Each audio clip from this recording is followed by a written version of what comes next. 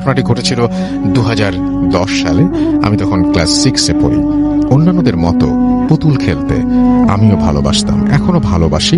তবে যে ঘটনা আমার সাথে ঘটেছিল তারপর থেকে পুতুল খেলার প্রতি ভালো লাগার সাথে সাথে ভয়টাও মনে থেকে গেছে।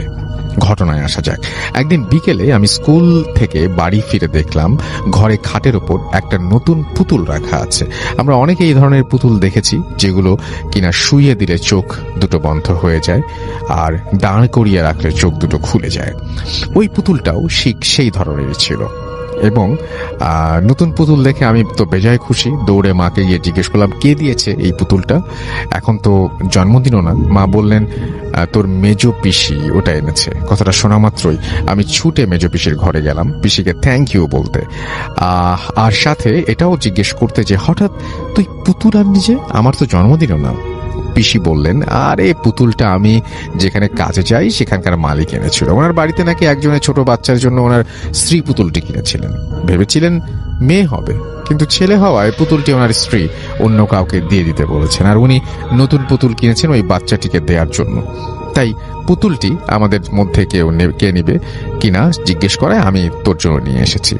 পুতুলটা আমার বেশ পছন্দ ছিল, সারাক্ষণ ওটা নিয়েই থাকতাম, ওটা নিয়েই খেলতাম। এমনকি ঘুমানোর সময়ও পুতুলটাকে বিছানায় এক পাশে রেখে ঘুমাতাম। এভাবেই 1-1.5 মাস কেটে যায়। হঠাৎ একদিন আমার মা লক্ষ্য করলেন যে পুতুলটার গা, হাত, পা, মুখে কেমন যেন ফেটে যাওয়ার দাগ। আমি স্কুল থেকে ফিরতেই মা জিজ্ঞেস করলো পুতুলটার কি অবস্থা করেছিস, এত নতুন পুতুল এইভাবে ফেটে গেল কিভাবে? আমিও দেখলাম পুতুলটার প্লাস্টিক বেশ ভালো কোয়ালিটির হওয়া সত্ত্বেও কেমন ফাটা দাগ সারা গায়ে। মা ভাবলেন যে হয়তো আমি পুতুলটা ছুঁড়ে মেরেছি খেলতে খেলতে, কিংবা হাত থেকে পড়ে গেছে, যত্ন নেই না তাই ফেটে গেছে।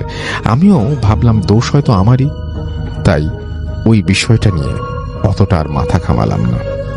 কিন্তু কয়েক সপ্তাহ যেতে না যেতে ঘটল একটা অদ্ভুত ঘটনা। বলে রাখা ভালো যে আমার ওই পুতুলটার পিঠের সুইচ ছিল যেটা কিনা প্রেস করলেই গান বাজতো। আমি আগেই বলেছি যে পুতুলটা আমার এতই পছন্দের ছিল যে আমি ওটাকে নিয়ে ঘুমাতাম।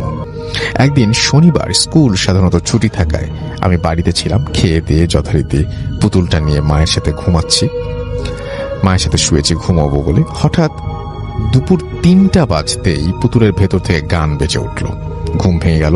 এক প্রকার বিরক্ত হয়েই উঠে পুতুলটার সুইচটা অফ করে গান থামালাম। পরের দিন দুপুরবেলায় আবার 3টায় বাজতেই পুতুলের ভেতর থেকে একাই অটোমেটিক্যালি গান বাজতে শুরু করে দিল, ঠিক আগের দিনের মতো। কিন্তু এবার আমার ঘুমের ব্যাঘাত ঘটায় মা বিরক্ত হয়ে উঠে পুতুলটার গান বন্ধ করে আলমারিতে ঢুকিয়ে রেখে দিলেন। আর আমায় বললেন পুতুলটা নিয়ে আর ঘুমোতে হবে না। ঘুমের ঘোরে পুতুলটার পিঠের সুইচটায় তোর হাত লেগে রোজ রোজ গান বেজে যাচ্ছে, আমার ঘুম ভেঙে যাচ্ছে।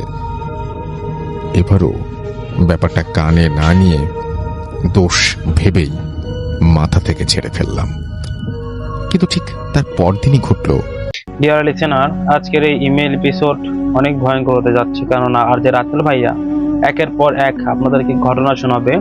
আজ রাসেল ভাইয়ার ঘটনাগুলো শুনতে, মানে বাছাই করা ঘটনাগুলো, আমাদের এই চ্যানেলটিকে সাবস্ক্রাইব করবেন, কেননা আমরা সর্বদাই এই চ্যানেলই আর যে রাসেল ভাইয়ার ইমেল এপিসোডগুলো, মানে স্পেশাল ইমেল এপিসোডগুলো তুলে ধরে। তাই আজ রাসেল ভাইয়ার ঘটনা পেতে চাইলে চ্যানেলটিকে সাবস্ক্রাইব করবেন। চলুন আজকে আমরা ভিডিওতে একটি লাইক দিয়ে 3-4টি ভয়ঙ্কর ইমেল এপিসোড শুনে আসি। চলুন চলে যাই ঘটনাতে। আবার এক অদ্ভুত ঘটনা। ওই দিনটা সোমবার হওয়ায় আমি স্কুলেই ছিলাম দুপুরে। বাড়িতে মা একাই ছিলেন, তাই সেদিন বাড়ি ফিরতেই মার মুখে শুনলাম যে পুতুলটা নাকি আলমারির ভেতরে থাকা সত্ত্বেও আগের দিনের মতো বাজছিল নিজে। শুনে আমার কেমন যেন ভয় হতে লাগলো। আমার স্কুলে গরমের ছুটি পড়ে গেল, তাই বাড়িতেই দুপুরবেলা যখন 3টা বাজতো পুতুলটা আলমারির ভেতর থেকে ভেসে আসা হালকা গান আমার কানে আসতো। ব্যাপারটা মা অতটা গুরুত্ব দিত না, কিন্তু আমি এই ঘটনাগুলোকে কেন জানি ইজিলি নিতে পারতাম না। 5-6 দিন পর যখন সকালবেলা মা ওনার এক স্টুডেন্টকে পড়াতে গেলেন, তখন আমি চুপি চুপি পুতুলটা নিয়ে আমাদের বাড়ি থেকে অদূরেই থাকা একটা পুকুরে ফেলে দিয়ে এলাম। তবে পুতুলটা নিয়ে খেলতে ভালো লাগার থেকেও ভয়টাই বেশি লাগা শুরু হয়েছিল। বাড়ি এসে মা পুতুলটার ব্যাপারে জিজ্ঞেস করায় আমি বললাম বাইরে গিয়ে খেলতে খেলতে হারিয়ে ফেলেছি। অনেক খুঁজেছি কিন্তু পাইনি। আমার মারও খেয়েছে, অনেক মারও খেয়েছে, তবু সত্যি কথাটা বলিনি। সব থেকে আশ্চর্যের বিষয় এই ছিল যে পুতুলটা ফেলে দেওয়ার পর থেকেই আমার অস্বাভাবিকভাবে জ্বর হয় এবং সেটা টানা 3-4 দিন কন্টিনিউ করে, কিন্তু কোনো ওষুধেই সেই জ্বর কমছিল না। আমার মেজ পিসি ব্যাপারটা নোটিস করে আমার বাবাকে বললেন, যেই থেকে পুতুলটা হারিয়ে গেছে সেই থেকেই তো আমার জ্বর। বাবা এসব জিনিস না মানলেও পিসির কথা মতো কাছের এক মসজিদ থেকে পানি পড়া নিয়ে এসে খাওয়ালেন। এক রাতে জ্বর নেমে গেল। তা সত্ত্বেও আমার মা বাবার মধ্যে এটা কোনো প্যারানর্মাল ঘটনা এরকম কোনো কিছু তারা খুঁজে পাননি। কিন্তু পিসি ব্যাপারটা বুঝতে পেরে ওই লোকটার বাড়ি যায় পুতুলটার ব্যাপারে ওনার স্ত্রীকে জিজ্ঞাসাবাদ করতে। কিন্তু ওনার স্ত্রী কিংবা উনি দুজনেই কেউই সেই সময় বাড়ি না থাকায় ওনাদের সাথে পিসির কোনো কথা হয় না। কিন্তু বাড়িতে থাকা কাজের মেয়েটি থেকে আমার পিসি সমস্ত ঘটনা জানতে পারে। মেয়েটি বলে পুতুলটি নাকি কেনা হয়েছিল ওনার এক আত্মীয়র সন্তানের জন্য এবং সেটি কন্যা সন্তানই ছিল। বাচ্চাটি জন্মানোর পরই নাকি ওর জন্য পুতুলটি কিনে হসপিটালে রাখা হয়, কিন্তু দুর্ভাগ্যবশত জন্মানোর 2 দিন মধ্যেই নাকি শিশুটি একদিন দুপুর 3টার সময় কোনো এক অজানা অসুখে মারা যায় এবং সেই পুতুলটি আনা হয় পিসির কাজের ওখানে এবং পিসি না জেনেই পুতুলটা আমার জন্য বাড়ি নিয়ে আসে এবং তারপর থেকেই এই সমস্ত ঘটনা ঘটতে থাকে। অবশ্য পুতুলটি ফেলে দেবার পর আর তেমন কিছু হয়নি। এই ছিল আমার ঘটনাটি পুরোপুরি আমার বন্ধুর মুখ থেকে শোনা। আশা করি সবার ভালো লাগবে। ভূত এফএমের নিয়মিত শ্রোতা, অসম্ভব ভালো লাগার একটি শো, একটিও এপিসোড মিস করি না। বলে রাখা ভালো যে রাত জেগে ভূত এফএম শুনতে শুনতে আমি এখনো বেশ খানিকটা সাহসী হয়ে গেছি। একা একা কিংবা অন্ধকারে আগের মতো ভয় পাই না এবং ভূত এফএমকে অনেক থ্যাঙ্কস। ভালো লাগলে আমার ঘটনাটি পড়ে শোনাবেন। তো আমি এখন সরাসরি ঘটনায় চলে যাই। আপনাদের পাঠানো ঘটনা দিয়েই শুরু করছি। আমাকে এসএমএসটি পাঠিয়েছেন আবু তোহা মোহাম্মদ তামাম। এটা কি তামিম হবে কিনা আমি ঠিক জানি না। তিনি একজন পেশায় একজন ছাত্র, মিরপুর 1-এ তিনি থাকেন এবং তিনি বলছেন যে আমার এই ঘটনাটি 2004 সালের, তখন আমি সবেমাত্র ক্লাস 9-এ। ঘটনাটি আমরা যে বাসায় ভাড়া থাকতাম সে বাসাকে কেন্দ্র করে। বাসাটি মিরপুর বাংলা কলেজের পাশে কোনো এক এলাকায় অবস্থিত। গোপনীয়তা রক্ষার জন্য বাসার নাম উল্লেখ করলাম না। 3 তলা বাসাটির 3য় তলায় বাড়ির কেয়ারটেকার এবং 2য় ও নিচ তলায় ভাড়াটিয়া থাকত। বাসাটির পরিবেশ খুব সুন্দর ছিল এবং বাসাটি অত্যন্ত সুন্দর পরিকল্পনা মাফিক তৈরি করা হয়, কারণ এই বাসাতে বাড়িওয়ালাদের থাকার কথা ছিল, কিন্তু বাড়িওয়ালি মারা যাবার পর তারা সপরিবারে আমেরিকা চলে যায়। 2001 সালে নিচতলা ভাড়া নেই আমরা। প্রথম 2 বছর কোনো সমস্যা হয়নি, কিন্তু 3য় বছর থেকে সমস্যা শুরু হতে থাকে। বাসার পশ্চিম পাশে একটি অগভীর জলাশয় ছিল এবং জায়গাটি ফাঁকা ছিল, কেউ সেখানে যেত না। আমি একদিন গভীর রাতে হঠাৎ ছোট বাচ্চার কান্নার শব্দ শুনতে পাই। শব্দটি সেই জলাশয়ের দিক থেকে আসছিল। প্রথমে আমি এটাকে তেমন আমলে দেই নাই, কিন্তু সেই থেকে প্রতিদিন বিভিন্ন ধরনের শব্দ শুনতে লাগলাম, যেমন কুকুরের কান্নার শব্দ, বিড়ালের কান্নার শব্দ। আমার পরিবারের সবাইও সেই শব্দ শুনতে পেত, কিন্তু শব্দের কোনো উৎস খুঁজে পাওয়া যেত না। আজব ব্যাপার হচ্ছে, শব্দগুলো শুধু আমার পরিবারের সবাই শুনতে পেত, অন্য ওপরতলা বা অন্য বাড়ির কেউ পেত না। বাড়িতে মোট 5টি রুম ছিল, সবগুলো আমরা ব্যবহার করতাম না। একটি রুম খালি ছিল। তো এবার আমি গভীর রাতে একবার সেই রুম থেকে মানুষের কথা বলার ফিস ফিস শব্দ শুনতে পেলাম। আমি হতবাক হয়ে গেলাম, কিন্তু এসবকে তেমন গুরুত্ব দেইনি। এবার শব্দ আসা শুরু করলো আমাদের লিভিং রুমের সাথে টয়লেট থেকে। সেখানে কান্নার শব্দ, কিন্তু টয়লেট ছিল ফাঁকা। এরপর টয়লেটের লাইট কেটে গেল। নতুন লাইট লাগানোর 3 দিনের মাথায় আবার লাইট কেটে যায়। এভাবে 1 মাসে 10টি লাইট পরিবর্তন করা হয়। ইলেকট্রিশিয়ানকে ডেকে আনার পরও সে লাইনে কোনো সমস্যায় খুঁজে পায়নি। তারপর থেকে টয়লেটটিতে আমরা লাইট লাগানো বন্ধ করে দেই। আমার মা বরাবরই অত্যন্ত সাহসী ও পরহেজগার। তিনি প্রচুর আমল ও ইবাদত করতেন। তো এসব ঘটনা প্রত্যক্ষ করার পরও তিনি ভয় পেতেন না।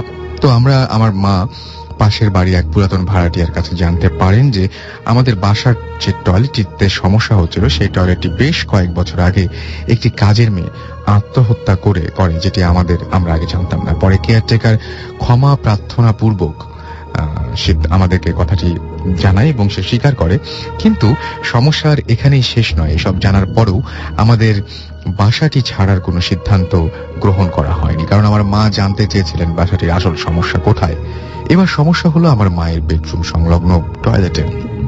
সমস্যাটি হলো টয়লেটে কোনো পানির কল ধরলে ইলেকট্রিক শক খাওয়ার মতো অনুভূতি হতে লাগলো, যার কোনো ব্যাখ্যা আমাদের কাছে ছিল না। এই সমস্যার কিছুদিন পর আমার জন্মদিনের আগের দিন বিকেলে আমরা খাটে শুয়েছিলাম। হঠাৎ ঘুমের মধ্যে আমি স্বপ্নে ওই খাটেই আমাকে বসা দেখলাম এবং 7-8 বছর বয়সী ছোট ছেলে দরজা দিয়ে আমার রুমে প্রবেশ করে, আমার খাটের কাছে এসে দাঁড়ায়। ছেলেটির গায়ের রং ছিল কুচকুচে কালো। আমি ভয় পেয়ে গেলাম তাকে দেখে।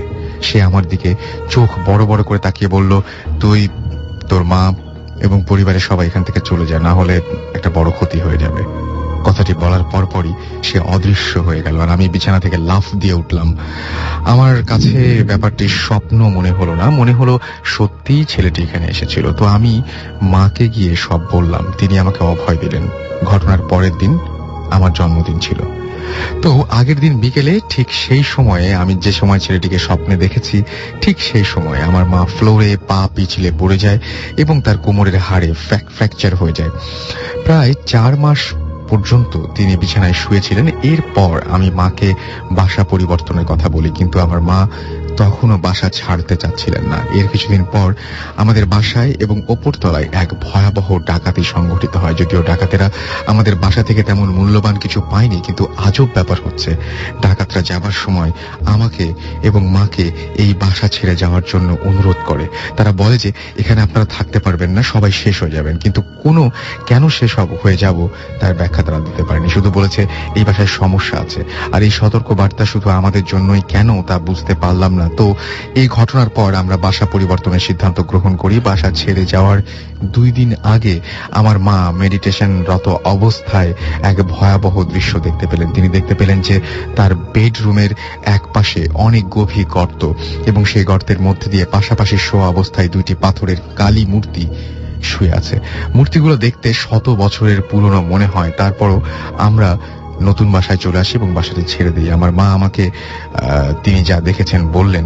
এই বিষয় নিয়ে আমি অথবা আমার মা আর কেউ কারোর সাথে কোনো এই ব্যাপারগুলোতে নিয়ে শেয়ার করিনি। এই ছিল ঘটনাটি সম্পূর্ণ সত্যি এবং আমার ও আমার পরিবারের জীবনের সাথে ঘটে যাওয়া। এখানে বিশ্বাস অবিশ্বাস সম্পূর্ণ শ্রোতার উপর নির্ভর করে। আমার নাম সুব্রত কুমার দা। আচ্ছা, আরেকটা ঘটনায় চলে গেছিলাম আমি। এই ছিল ঘটনা এবং এই ঘটনাটি আরো একবার বলি। পাঠিয়েছেন আমাদেরকে আবু তোহা মোহাম্মদ তামাম, ছাত্র তিনি, এবং মিরপুর 1-এ তার বাসা, ঢাকায় তিনি বাস করছেন। এই ছিল ঘটনা। এর মধ্যে দেখতে পাচ্ছি যে আপনাদের অসংখ্য SMS চলে এসেছে। আমাকে দীপ্ত লিখেছেন যে ভাইয়া নতুন তিনি আমাদের সাথে জয়েন করেছেন।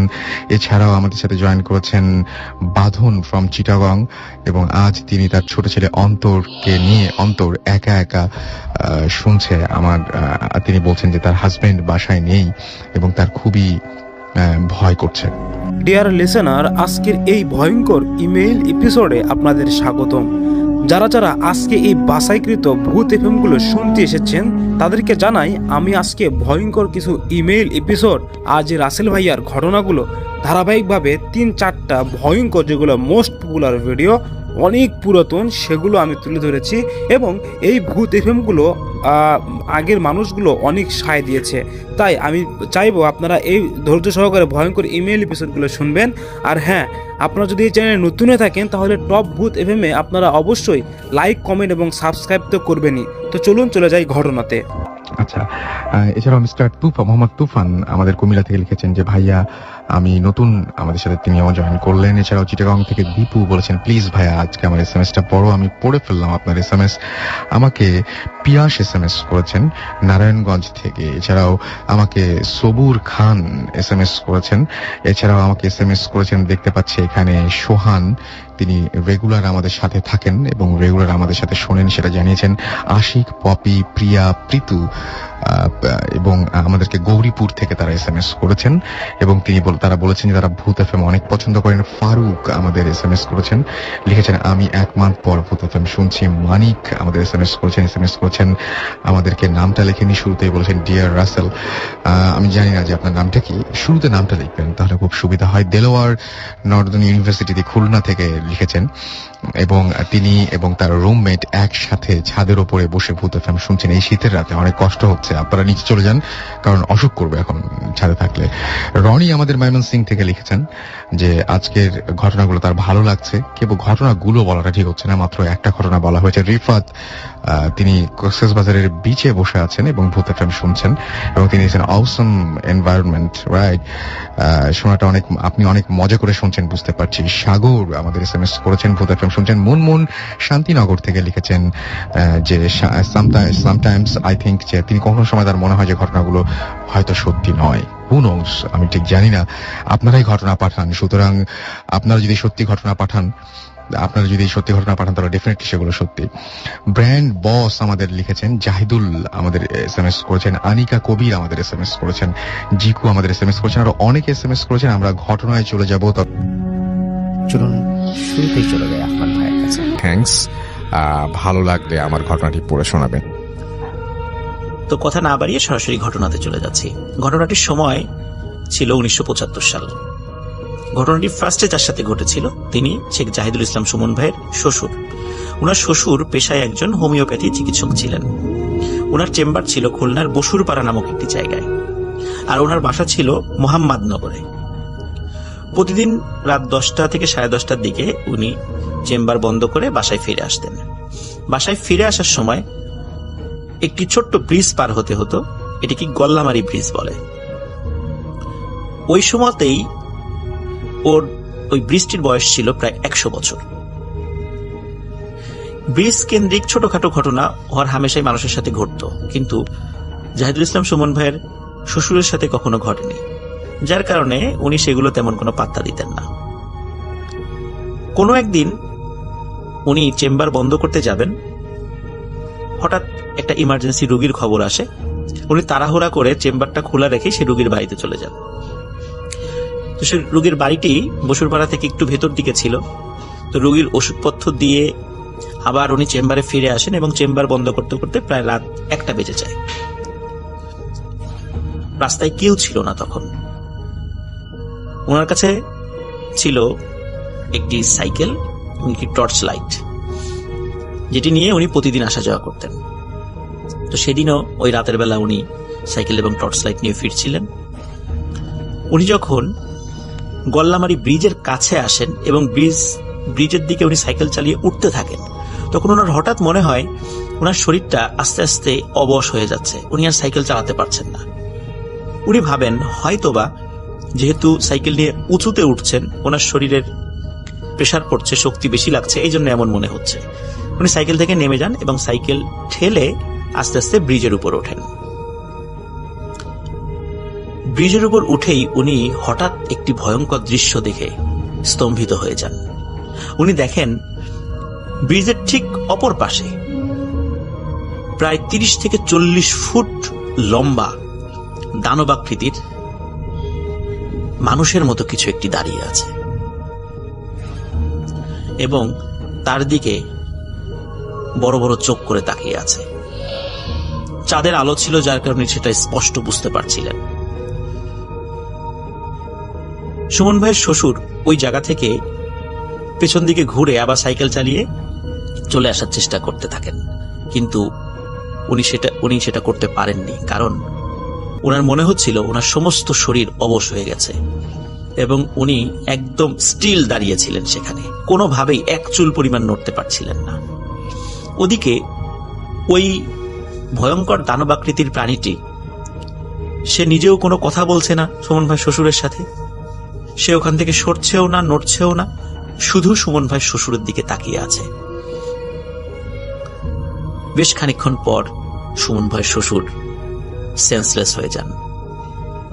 সকালে উনি আবিষ্কার করেন নিজেকে তার বাসায়, কারণ উনি ডাক্তার হওয়ার সুবাদে এলাকার অনেকেই তাকে চিনতেন এবং তিনি অজ্ঞান হওয়ার পর সকালবেলা মানুষ তাকে উদ্ধার করে বাসায় দিয়ে আসে।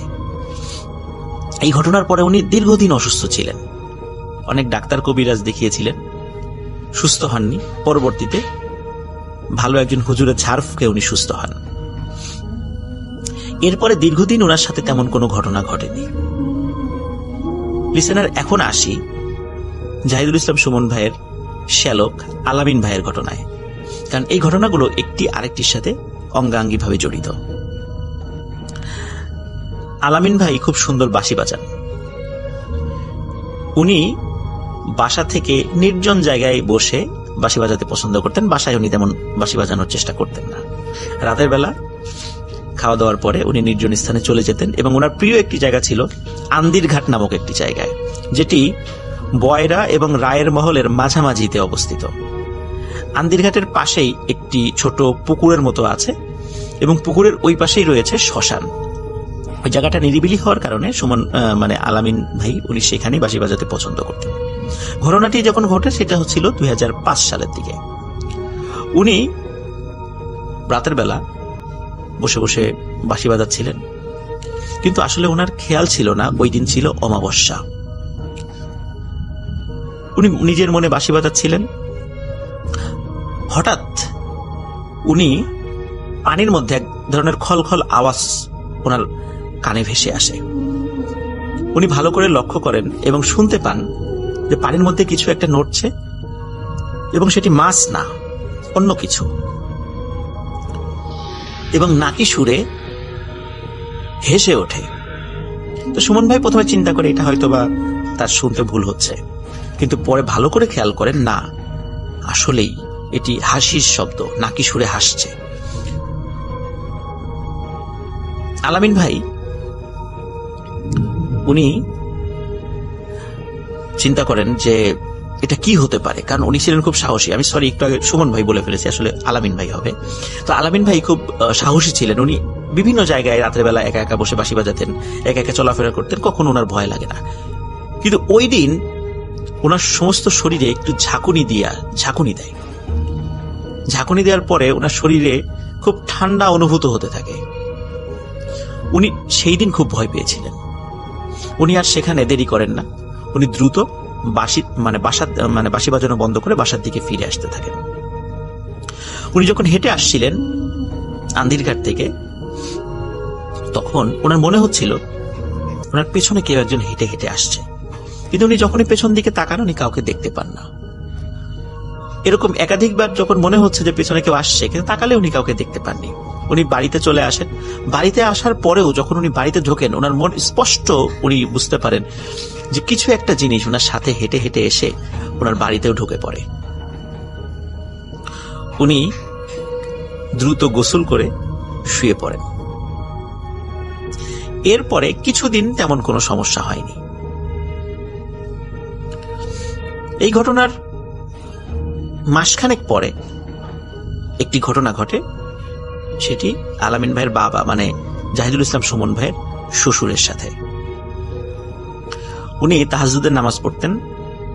তাহাজ্জুদের নামাজ পড়ার জন্য একদিন ওঠেন। ওঠার পর উনি যখন কলপারে যাবেন ওযু করার জন্য, তো ওনার রুমের থেকে একটু পাশেই ছিল ওনার শাশুড়ির ঘর, সুমন ভাইয়ের নানি শাশুড়ির ঘর আর কি। ঘরের মধ্যে ডিম লাইট জ্বলছিল। তো হঠাৎ মনে হয় যে ওনার শাশুড়ির খাটের পাশে বসে কেউ একজন ওনার শরীরে হাত বুলাচ্ছে।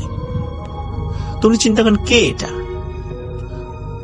তো উনি আস্তে আস্তে ওই ঘরের জানালার দিকে এগিয়ে যান। এগিয়ে যাওয়ার পর উনি বলেন যে কে। তখন ওনার দেখা একটি কালো রঙের ছায়ামূর্তি তার শাশুড়ির শরীরে হাত বুলানো বন্ধ করে আস্তে আস্তে জানালার দিকে এগিয়ে আসে। তখন উনি দেখেন যে এটির শরীরের আকৃতিটা মানুষের মতো, কিন্তু মাথাটা বিড়ালের মতো। এই দৃশ্য দেখার সাথে সাথে উনি চিৎকার দিয়ে ওখানে সেন্সলেস হয়ে পড়ে যান। বাড়ির সবাই জেগে ওঠে। তাকে জিজ্ঞাসা করা হয় যে কি দেখেছে। তাকে সেন্স থেকে ফেরানো হয় পানি ছিটিয়ে। তখন তাকে যখন জিজ্ঞাসা করা হয় তখন তিনি সব ঘটনা খুলে বলেন। এই ঘটনা যখন ওনার বাসায় ঘটে তখন সবাই আতঙ্কিত হয়ে যান যে কি হতে পারে। তখন সুমন ভাই বলে যে এই যে কিছুদিন আগে আমি তো বাঁশি বাজাতে গিয়েছিলাম, তখন আমার সাথে এরকম একটা ঘটনা ঘটেছিল। আমার মনে হলো যে কোনো একটা জিনিস আমার সাথে বাসায় চলে এসেছে। পরবর্তীতে তারা একজন হুজুর ডেকে বাড়ি বন্ধ করান, কিন্তু আসলে কোনো লাভ হয়নি। যখন বিড়ালের মাথাওয়ালা ওই প্রাণীটি সুমন ভাইয়ের শ্বশুর দেখেন, দেখার পর এই একই ছায়া মূর্তিটি উনি মাসখানেক পরে আবার দেখেন। হঠাৎ রাতের বেলা ওনার ঘুম ভেঙে যায়। ঘুম ভাঙার পর উনি খেয়াল করেন যে ওনার বিছানার পাশে কেউ একজন দাঁড়িয়ে আছে। উনি বলেন কে? কোনো কথা বলে না। ওনার পাশে বেড সুইচ ছিল। যখনই বেড সুইচটা অন করেন এবং লাইট জ্বলে ওঠে, উনি দেখেন একটি মানুষের অবয়বের মতো, কিন্তু মাথাটা বিড়ালের মতো। এবং সেই বিড়ালের মাথাওয়ালা ওই ভয়ঙ্কর প্রাণীটি সুমন ভাইয়ের শ্বশুরকে দেখে হেসে ওঠে। সুমন ভাইয়ের শ্বশুর প্রচন্ড জোরে চিৎকার দেন এবং উনি তখন স্ট্রোক করেন। স্ট্রোক করার পরে উনি মাসখানেক জীবিত ছিলেন, তারপর উনি মারা যান। ঘটনাটি এখানেই শেষ নয়। উনি মারা যাওয়ার বছর খানেক পর আর একটা লোমহর্ষক ঘটনা ঘটে ওনার বাড়িতে। সুমন ভাইয়ের ওয়াইফ এবং তার বড় বোন, ওনারা ওই দিন ফ্লোরিং করছিলেন। খুব গরম পড়েছিল, এই জন্য চিন্তা করেন আজকে ফ্লোরিং করবেন। তো সুমন ভাইয়ের ওয়াইফ এবং ওয়াইফের বড় বোন ওনারা একসাথে ফ্লোরিং করছিলেন। খাটে ওনারা শোন নাই, নিচে শুয়েছিলেন। গভীর রাত্রে খচখচ শব্দে সুমন ভাইয়ের ওয়াইফের বড় বোনের ঘুম ভেঙে যায়। উনি লক্ষ্য করেন যে খাটের নিচে লম্বা কালো কি একটা যেন নড়াচড়া করছে। তো উনি চিন্তা করেন যে বিড়াল হবে নাকি, কিন্তু বিড়াল তো এত বড় হওয়ার কথা নয়। তখন পাশে থাকা ওনার বোনকে ডেকে ওঠায় যে এই দেখ তো এটা কি। খাটের নিচে স্বাভাবিকভাবে অন্ধকার থাকার কথা, কিন্তু সেই অন্ধকারও ওনারা স্পষ্টভাবে বুঝতে পারেন যে এই জিনিসটা কি। লিসেনার, এটা হচ্ছে সেই জিনিস যেটি সুমন ভাইয়ের শ্বশুর 2 বার দেখেছিলেন। এবং অদ্ভুত ব্যাপার, ওনারা 2 বোন যখন দেখেন যে ওই বিড়ালের মাথাওয়ালা ওই প্রাণীটি শাড়ি পরা ছিল এবং তাদের কপালে একটি টিপ ছিল, ওনারা এই দৃশ্য দেখে প্রচন্ড জোরে চিৎকার করে ওঠেন। আশেপাশের রুম থেকে লোক চলে আসে। আসার পরে বলে কি হয়েছে, তখন ঘটনাটা খুলে বলেন। এরপর একজন হুজুরকে নিয়ে আসা হয় যে আসলে এরকম বারবার কেন ঘটছে আমাদের পরিবারে। তখন হুজুর বলেন যে 1975 সালে যখন আলামিন ভাইয়ের বাবা মানে শেখ জাহিদুল ইসলাম সুমন ভাইয়ের শ্বশুর যখন ওই গোল্লামারি ব্রিজের কাছে ওই ভয়ঙ্কর মূর্তিটি দেখেছিলেন, ওই মূর্তিটাই ওনার সাথে পরবর্তীতে ওনার বাড়িতে চলে আসে। আসার পর তেমন কোনো ক্ষতি সে করেনি, কিন্তু 2005 সালের দিকে আলামিন ভাই যখন শ্মশানে বাঁশি বাজাতে যান, শ্মশানের কাছে আন্দিরঘাট নামক জায়গায়, তো সেখান থেকে এই বিড়ালের মাথাওয়ালা মানুষের দেহধারী একটি প্রাণী চলে আসে। এবং আসার পরে আগের যেই ভয়ঙ্কর জিনটি ছিল তার সাথে মিলে তারা এখানে স্থায়ীভাবে আসন গেড়েছে, বসবাস শুরু করেছে এবং এই বাড়িতে তারা তাদের রাজত্ব কায়েম করার জন্য এই বাড়ির লোকদেরকে ভয় দেখাচ্ছে।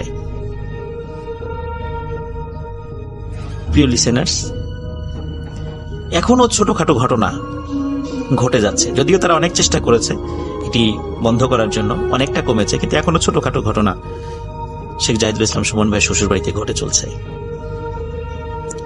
এটি ছিল ঘটনা। আশা করি সবার ভালো লেগেছে। ধন্যবাদ। রাসেল ভাই নমস্কার, আমি নিপু আচার্য, একটি বেসরকারি এনজিওতে ম্যানেজার হিসেবে কর্মরত আছি। আমি আমার ঘটনায় চলে যাচ্ছি। এই ঘটনাটি 2003 সনের ঘটনা, আমার এসএসসি পরীক্ষার ঠিক 1-1.5 মাস আগের ঘটনা।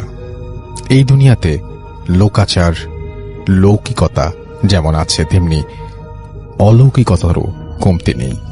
আমি মানুষ পড়ানোর সাথে জড়িত। এটা কোনো সাধারণ কাজ নয়। এই কাজ করতে গেলে বুকের পাটায় স্বাভাবিকের চাইতে অনেক বেশি সাহস থাকতে হয়। একবার যদি আপনারা চোখ বন্ধ করে ভাবেন যে একটি আস্ত মানুষকে পুড়িয়ে ভস্ম করে দেবার কথা, তবে নিশ্চিত আপনার শরীরের সমস্ত পশম দাঁড়িয়ে যাবে।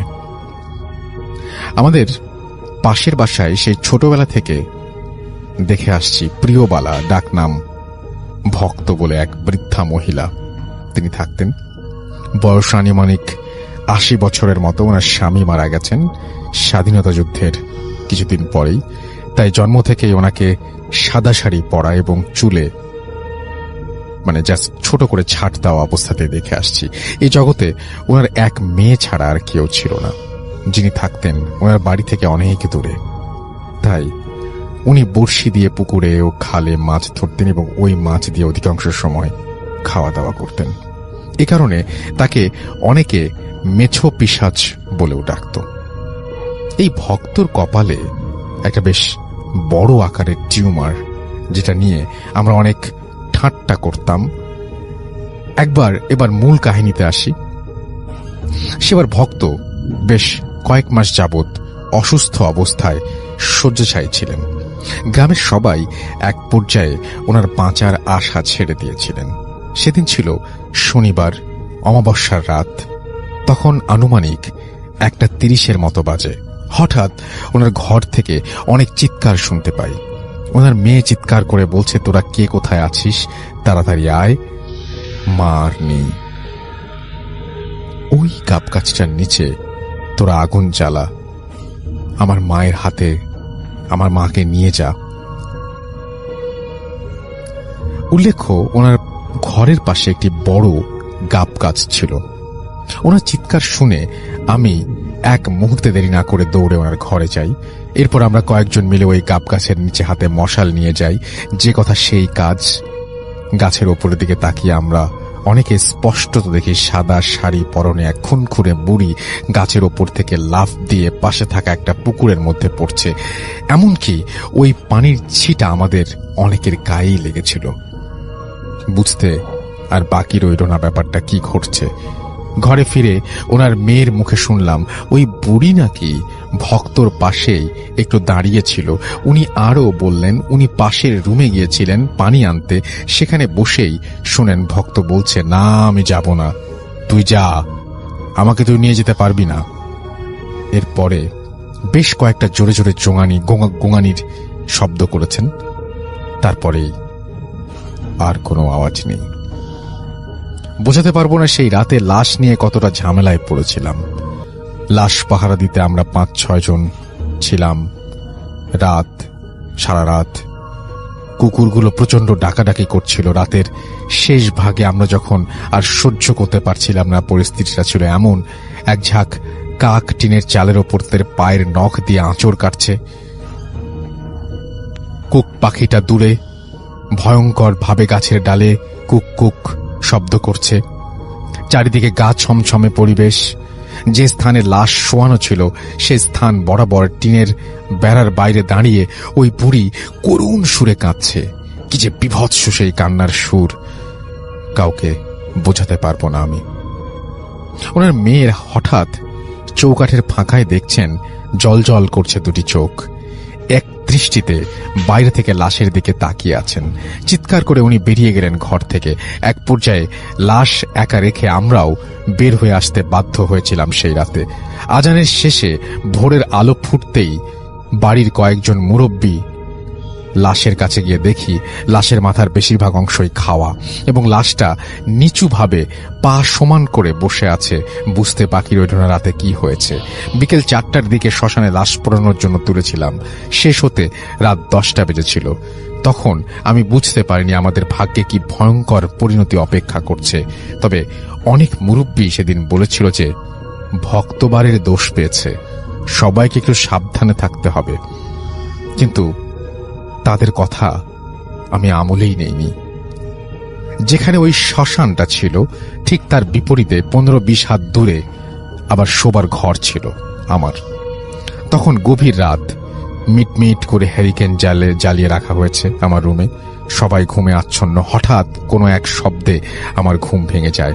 ঘরের চৌকাঠেতে বাইরে দাঁড়িয়ে চোখ যেতেই আমি স্পষ্টত দেখি আমার রুমে সাদা একটা বিড়াল প্রবেশ করল। পরক্ষণেই সেই বিড়াল গাব গাছে থাকা বিভৎস সেই বুড়ির রূপ নিল। ভয়ঙ্কর সে চেহারা, মুখে তাজা রক্ত মাখা, হাতে ছিল একটা আধ খাওয়া মানুষের মাথা। ওই মাথাটার কপালের ওপরের দিকে একটা বড় গোল টিউমারের মতো। এবার আমার আর বুঝতে বাকি রইল না, এটা ভক্তের খাওয়া সেই মাথা। এবার এটা ধীরে ধীরে সে আমার খাটের সামনে এগোতে লাগলো। এক পর্যায়ে ওই মাথাটা আমার খাটের ওপরে হাত দিয়ে আমার বুকের ওপরে নিয়ে বসে। আমার মুখের সামনে মাথাটা এগিয়ে দিয়ে বলে, ওটাকে খেতে। ততক্ষণে আমি মৃত্যুর শেষ ভাগে পৌঁছে গিয়েছি। সেবার 3 দিন পরে আমার জ্ঞান ফেরে। এরপরে আমি শুধু ঝিমাতাম। ভর দুপুরে ওই গাব গাছের নিচে ছুটে যেতাম। আমাকে কেউ ধরে রাখতে পারত না, শুধু বলতাম আমি মানুষের মাথা খাবো। এরপর আমি কোনো এক নাম করা গুরুদেবের চিকিৎসায় ভালো হই। পুরোপুরি সুস্থ হতে প্রায় 1 মাস লেগে যায়। এরপর আমি শুনতে পারি ওই দিন রাতে প্রচন্ড ধস্তাধস্তি আওয়াজে ঠাকুমা ও আমার মা ছুটে আসেন আমার রুমে। এসে দেখেন আমার বিছানায় আমার শরীরের নিচে তাজা রক্ত লেগে আছে, কিন্তু ওনারা আমার শরীর মোছানোর পর অবাক হয়ে দেখেন কোথাও বিন্দু মাত্র কাটা ছেঁড়া নেই। তবে এই তাজা রক্তগুলো কোথা থেকে আসলো আজও এর উত্তর খুঁজে পাইনি। এত কিছু হওয়া সত্ত্বেও মানুষ পোড়ানোর নেশা আমার কাটেনি। এ এক ভয়ঙ্কর নেশা। আজও প্রশ্ন জাগে, তবে কি অলৌকিকতার কাছে আমরা মাঝে মধ্যেই বেপরোয়া এক লৌকিক জগতের মানুষ বলে বাধা পড়ে যায় এই লৌকিক মানুষ জগতের মানুষ বলে? এই প্রশ্নটা দিয়ে তিনি শেষ করেছেন এবং থ্যাংক ইউ ভেরি মাচ। আমাদের SMS করেছেন, আরো অনেক SMS করেছেন। আমরা ঘটনায় চলে যাব। চলুন শুরুতেই চলে যায় আফমান ভাইয়ের কাছে। আসসালামু আলাইকুম রাসেল ভাই এবং আসসালামু আলাইকুম লিসেনার্স, আশা করি সবাই ভালো আছেন। রাসেল ভাই, আজকে যেই ঘটনাটি আমি শেয়ার করব, ঘটনাটি আমার ফার্মগেট ব্রাঞ্চের একজন স্টুডেন্ট, তো নাম হলো শরীফ। তো ওর কাছ থেকে ঘটনাটি পাওয়া। ঘটনাটি ঘটেছিল ওর দাদার সাথে। ওর দাদা মানে তৎকালীন সময়, ঘটনাটির সময়টা ছিল 1966 সালের দিকে। ওই সময় উনি ইস্ট পাকিস্তান রেজিমেন্ট, যেটা আমরা ইস্ট বেঙ্গল রেজিমেন্ট বলি আমরা, তো ওই সময় তো ইস্ট পাকিস্তান রেজিমেন্টের নাম ছিল। তো ইস্ট পাকিস্তান রেজিমেন্টে উনি চাকরি করতেন। তো তখন চাকরিতে ঢুকেছেন, খুব বেশি দিন হয় নাই, অল্প কিছুদিন ঢুকেছেন। তো এর মধ্যে আসলে আমরা জানি যে 1965 সালের দিকে মানে পাকিস্তান এবং ভারতের সঙ্গে একটা যুদ্ধ হয় কাশ্মীর ইস্যুতে, এবং ওই 65 সালের যুদ্ধের প্রেক্ষাপটে কিন্তু বঙ্গবন্ধু 6 দফা দিয়েছিলেন। তার মধ্যে একটা দফা ছিল প্যারামিলিশিয়া বাহিনী গঠন, যা আমাদের আঞ্চলিক নিরাপত্তার জন্য। তো রাসেল ভাই, পাকিস্তানি বাহিনী কিন্তু আমাদের এই অঞ্চলের নিরাপত্তার কথা চিন্তা না করলেও তাদের যে বর্ডার, সেই চিন্তাটা কিন্তু তারা খুব ভালো মতোই করেছিল। যার কারণে ওরা যে কাজটা করত, যে পাকিস্তানের পশ্চিম পাকিস্তানের যে বর্ডারটা, ওটা নিশ্চিদ্র নিরাপত্তা ব্যবস্থা জোরদার করার জন্য মানে ওদের জওয়ানদেরকে দিয়ে যতটুকু না কাজ করাতো বা যতটুকু ডিপ্লয়মেন্ট ওখানে করাতো, বাংলাদেশের ইস্ট পাকিস্তান রেজিমেন্ট থেকে জওয়ানদেরকে নিয়ে ওই দুর্গম পাহাড়ি এলাকায় তাদেরকে ডিউটি দিত। মানে ইচ্ছাকৃতভাবে তারা এই কাজটা করতো, যাতে করে ওই ঝুঁকিপূর্ণ জায়গাগুলোতে যাতে বাঙালিরা ডিউটিগুলো করে। তো ওই সময় 1966 সালের দিকে, 65 যুদ্ধ শেষ হওয়ার পর আপনার 66 সালের দিকে, তখন ইস্ট পাকিস্তান রেজিমেন্ট থেকে এক প্লাটুন সৈন্য, একজন সেকেন্ড লেফটেন্যান্টের বাঙালি অফিসারের তত্ত্বাবধানে পাকিস্তানের ডুরান্ড লাইন, যেটা রাসেল ভাই, ডুরান্ড লাইন হচ্ছে পাকিস্তান এবং আফগানিস্তানের মধ্যে সীমানা নির্ধারণকারী রেখা, যেটা অনেক আগে প্রায় 1893 সালের দিকে ডুরান্ড লাইনটা প্রতিষ্ঠিত হয়েছিল। তৎকালীন ব্রিটিশরা এটা করেছিল। তো ওই ডুরান্ড লাইনের রাসেল ভাই একটা জায়গা আছে, সেটা হলো পেশোয়ার এবং খাইবার পাসটা হচ্ছে আপনার হলো আফগানিস্তানের মধ্যে পড়ে, এবং পেশোয়ারটা পাকিস্তানের মধ্যে। এই পেশোয়ার এবং খাইবার পাসের ঠিক মধ্যবর্তী যে ডুরান লাইনের যে জায়গাটা ছিল, ওখানে খুবই দুর্গম একটা পাহাড়ি অঞ্চল ছিল। ওই জায়গাটাতে মানে পাহারা দেওয়াটা খুব কঠিন একটা কাজ ছিল। তো ওই জায়গাতে 2 প্লাটুন মানে আপনার সীমান্তরক্ষী মোতায়েন করা হয়। এর মধ্যে 1 প্লাটুন ছিল হচ্ছে পাকিস্তানি, আর 1 প্লাটুন ছিল বাংলাদেশি। তো ওখানে কোম্পানি কমান্ডার একজন পাকিস্তানি মানে মেজর ছিলেন। তো ওখানে বাংলাদেশি যে অফিসারটি গিয়ে সেকেন্ড লেফটেন্যান্ট পদমর্যাদা যিনি গিয়েছিলেন, তো উনি বাংলাদেশি সোলজারদেরকে নিয়ে ওখানে যান। যাওয়ার দেখা যাচ্ছে যে ওখানে মোটামুটি কোনো মতো থাকার মতো 2টা মানে বিল্ডিং এর মতো আছে। ওটাকে ঠিক আসলে বিল্ডিংও বলা যায় না, মানে একদম মানে কোন একটা বিল্ডিং এর ভগ্নাবশেষ বলা চলে আর কি। এর মধ্যে অপেক্ষাকৃত যেটা খুবই মানে জরাজীর্ণ, এইটাতে বাঙালি সোলজারদেরকে দেওয়া হয় যে এটাতে তারা থাকবেন। আর যেটা অপেক্ষাকৃত ভালো সুন্দর, সেটাতে পাকিস্তানি সোলজারদেরকে দেওয়া হয়। তো তারা সেখানে তারা যে ওরকম জরাজীর্ণটাই পাবেন এরকমই তারা আশা করেছিলেন, যে তাদের ওখানেই তাদেরকে থাকতে দেওয়া হবে।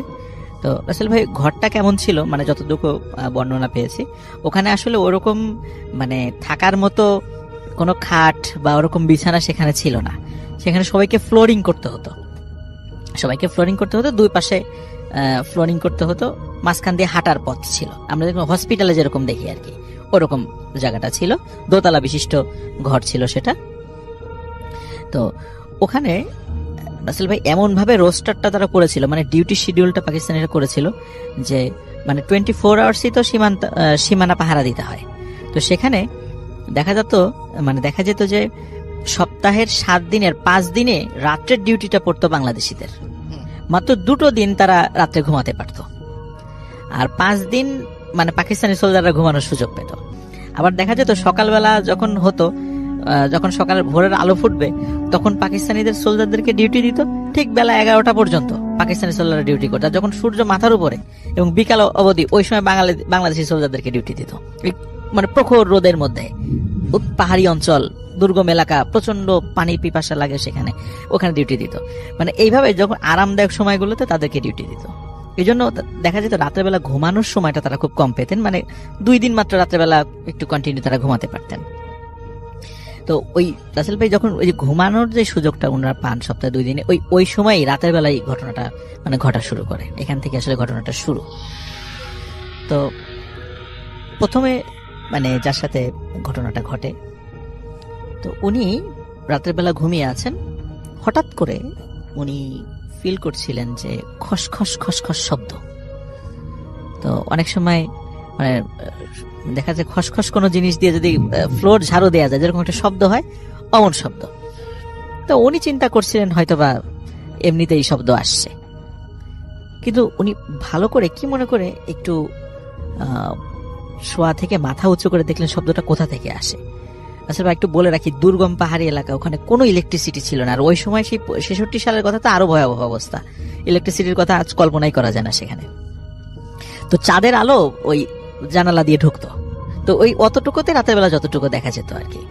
তো রাতের বেলা ওই খসখস শব্দে তো উনি চাঁদের আলোতে দেখছিলেন যে ঠিক হাঁটার যে করিডোরটা, মানে 2 পাশে তো থাকার জায়গা, হাঁটার যে করিডোর, সেই করিডোর দিয়ে কিছু একটা মানে এই যে ক্রলিং করে আসছে, মানে হামাগুড়ি দিয়ে সামনের দিকে এগিয়ে আসছে।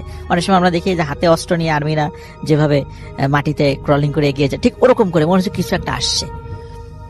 আর সেটা দেখে যতটুকু মনে হচ্ছে মানে ছায়া মূর্তির মতো, মানে কালো কুচকুচে ছায়া মূর্তির মতো, কিন্তু আকারে বেশ বড়, ঠিক মানুষের মতোই কিছুটা মনে হচ্ছে আর কি। এরকম ক্রলিং করে আসছে এবং খসখস শব্দ হচ্ছে। তখন উনি প্রথম দিকে চিন্তা করছেন হয়তোবা মানে এমনিতে তো কম ঘুমানো হয়, হয়তোবা চোখে নেই, হয়তোবা অন্য কিছু দেখছেন বা ভুল দেখছেন এরকম কিছু। তো উনি দেখলেন না, আসলেই ঠিক। তখন ওনাদের কাছে কিন্তু রাসেল ভাই কিছু কিছু ছোট ছোট টর্চের মতো কিছু দেয়া হয়েছিল, মানে বাতি দেয়া হয়েছিল। তো ওই জিনিসগুলো ব্যাটারিতে চলতো, রাতের বেলা ডিউটি করার জন্য ওনারা ওই জিনিসগুলো ব্যবহার করতেন। তখন ওনার বিছানার পাশে, বালিশের পাশেই ওই জিনিসটা ছিল। উনি ওই জিনিসটা নিয়েই সাথে সাথে আলোটা জ্বালান। আলোটা জ্বালিয়ে দেখে না ওখানে কিছু নাই, সাথে সাথে শব্দটা, খসখস শব্দটাও মিলিয়ে যায়।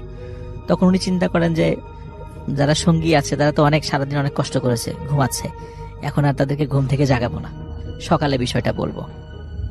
তো সকাল হয়ে যায়, রাসেল ভাই উনি আসলে ওই কথাগুলো মানে বলার মতো আসলে সুযোগও পান নাই কাউকে, মানে এতটা প্রেসারে ছিল বিভিন্ন ব্যস্ততার মধ্যে যে উনি কাউকে যে কথাগুলো বলবেন সে সুযোগটাও পায় নাই। আর উনি বিষয়টা একটু অ্যাভয়েড করে যাওয়ারও চেষ্টা করছেন, যে এর বললে পারে হয়তো সঙ্গীদের মধ্যে একটা উত্তেজনা সৃষ্টি হতে পারে, ভয় পেতে পারে, এই জন্য বলে নাই। আর তাছাড়া দেখা যাচ্ছে রাসেল ভাই এই ধরনের সশস্ত্র বাহিনীতে এই সমস্ত বিষয়গুলো কিন্তু কোনো পাত্তা দেওয়া হয় না স্বাভাবিকভাবেই, তারা এগুলো অতটা বিশ্বাসও করেন না, এই জন্য ওইভাবে উনি বলেনও নাই। এর মধ্যে রাসেল ভাই ওনারা খেয়াল করছিলেন যে ওনাদের যে পাকিস্তানি যারা ওনাদের যে কলিগ যারা আছেন, যে সমস্ত জওয়ানরা ওনাদের সাথে ডিউটি করে, তারা তাদের চেহারা মলিন, মানে তারা কিছু একটা নিজেরা কানাঘুষা করে কিন্তু ওদেরকে কিছু বলে না। তো ওনারা চিন্তা করেন কি ব্যাপার, ওদের কি সমস্যা হয়েছে যে ওরা কিছু বলে না কেন, বা ওরা জিজ্ঞাসা করেন না। স্বাভাবিকভাবেই পাকিস্তানিরা বাঙালি সোলজারদেরকে কিন্তু বিভিন্নভাবে হেয় প্রতিপন্ন করতো, বিভিন্ন আজে বাজে শব্দ ব্যবহার করে হেয় প্রতিপন্ন করতো। তো যার কারণে স্বাভাবিকভাবে এত ডিটেলে না যে আমরা গল্পটা হ্যাঁ, শুনছি। তারপরে আমরা দেখা যেত যে আপনার ওরা ওই বিষয়টা আর বলে নাই, কিন্তু ওনারা ফিল করছিলেন যে কিছু একটা হচ্ছে। তারপরে আপনার পরবর্তী আবার যখন ওই রাতে যেদিন ঘুমানোর ডিউটি মানে এটা আসলো আর কি, আসার দিন ওই দিন আরেকজন যিনি বাংলাদেশের জওয়ান ছিলেন উনি ওই দিন আরেকটা বিষয় ফিল করছিলেন। তো উনি ফিল করছিলেন মানে উনি যখন পরবর্তীতে বলেছিলেন সেটা হচ্ছে যে জানালা দিয়ে আবার দরজার নিচ দিয়ে এরকম ওই ক্রলিং করে, মানে জানালা টিকটিকি যেভাবে হেঁটে বেড়ায় ঠিক ওরকম করে দেয়াল বেয়ে বেশ কিছু জিনিস ছায়া মূর্তির মতো হেঁটে হেঁটে ওই সারা রুমের মধ্যে হেঁটে বেড়াচ্ছে। তো এই দৃশ্য দেখে উনি আসলে চিৎকার করে ওঠেন এবং সব সঙ্গী সাথীদের ঘুম ভেঙে যায়। আচ্ছা, তো ঘুম ভেঙে যাওয়ার পর তখন তারা উঠে দেখে কিছুই নাই। তখন তাদের মানে আসলে কি ওখানে কিছু ছিল না? না, ওখানে দেখে যে না কিছু নাই। আচ্ছা, আলো জানানোর পরে ইন্টারেস্টিং। তখন আর কি প্রথম যিনি দেখেছিলেন উনি বলেন যে হ্যাঁ আমিও তো একদিন এরকম দেখেছিলাম, কিন্তু কাউকে তো বলি নাই, তোমরা ভয় পাবা এই চিন্তা করে কাউকে বলি নাই। তখন বলে যে আসলে এখানে কোনো সমস্যা আছে। কিন্তু ওনাদের ওই রাতের বেলা চিৎকার চেঁচামেচিতে ওই পাশের যার বিল্ডিং এ ছিল ওনারাও চলে আসেন যে কি হয়েছে। তখন এই ধরনের তখন বিষয়গুলো শেয়ার হয়, তখন একে অন্যের সাথে শেয়ার করেন, হ্যাঁ আমাদের ওখানে ওই ধরনের সমস্যা হচ্ছে, আমরাও দেখছি কিন্তু তোমাদেরকে বলি নাই।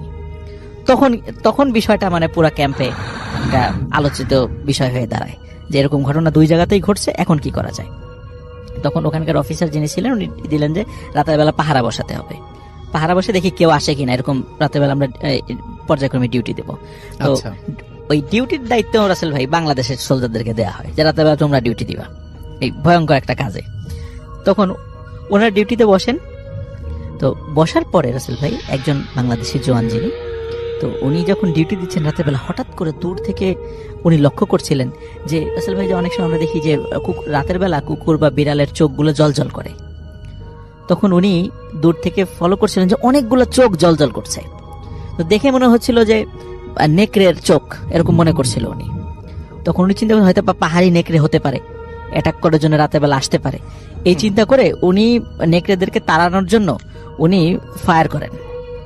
তো উনি দেখলেন যে ফায়ার করলে তো নেকড়েরা চলে যাওয়ার কথা, কিন্তু তা কিন্তু হচ্ছে না, বরং চোখ যেখানে ধরেন যে 10টা ছিল সেখানে মনে হচ্ছে এখন 20টা, কিছুক্ষণ পর আরো বাড়ছে, কিন্তু সে এবং চোখগুলো মনে হচ্ছে আস্তে আস্তে কাছে আসছে, আরো বেশি জলজল করছে। তখন উনি আবার ফায়ার করেন, কিন্তু ফায়ারে আসলে কোনো লাভ হয় না, মানে ওই জিনিসগুলো যায় না, বরং আরো কাছে আসছে এমন মনে হচ্ছে। তখন উনি আসলে সত্যি ভয় পেয়ে যান মারাত্মক, তখন উনি সেন্সলেস হয়ে যান ওখানে।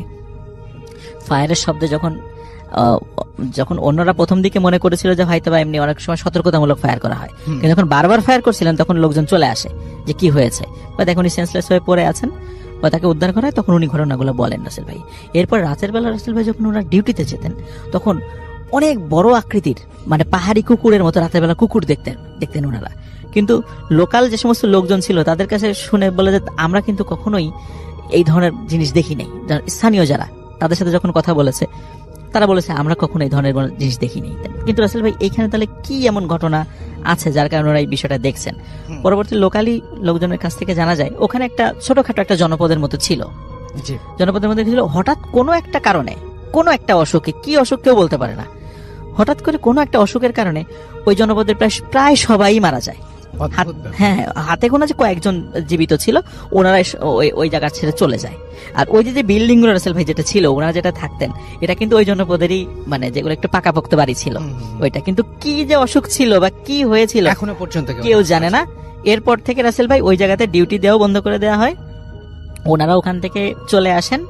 তারপরে ওইখানকার অবস্থা যে কি আর পরবর্তীতে আর জানা যায় নাই, কেন ওটা তো আমরা তো স্বাভাবিকভাবে পাকিস্তানের ওই জায়গাতে কি হবে স্বাভাবিক জানার কথাও না। তো এটাই ছিল রাসেল ভাই ঘটনা। আপনার অনুরোধের